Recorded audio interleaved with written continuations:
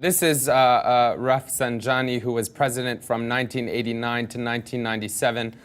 Flynt, you wrote a very compelling article recently in the Huffington Post. Right here, you say Iran's presidential election will surprise America's so-called Iran experts. What do you think will be most surprising to them?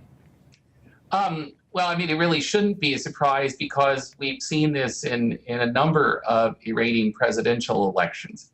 I think three things are important. One is that these are intensely competitive political contests, first of all.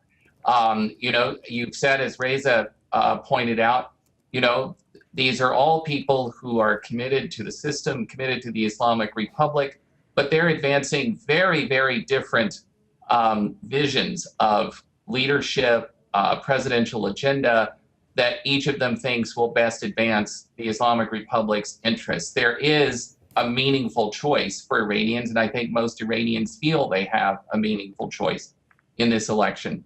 The second point is that the quality of the campaigns by individual candidates matter.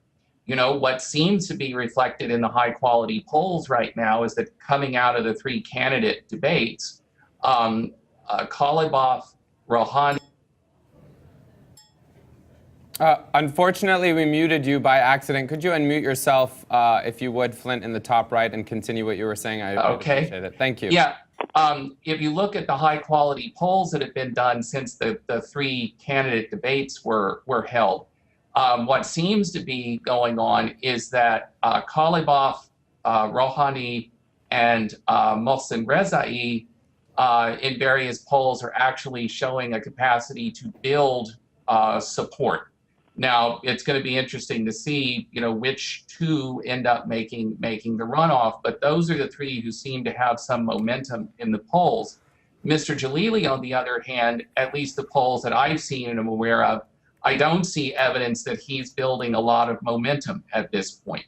So, I think it's important to look at how Iranians themselves are reacting to this and look at whose candidacies are actually attracting, marshaling public support as Iranians get ready to vote. Golnaz, you're saying that it's not a free and fair election, correct? It's not just me. Organizations, freedom organization, that rights organization are saying that. I'm just telling you what I have been observing. But Golnaz, I'm asking you for your opinion as a citizen. Do you think? No, these are not free and fair elections. There was more than 600 candidates. Only 8 were allowed to run. And many of the liberal candidates don't even apply because they know they have no chance to run.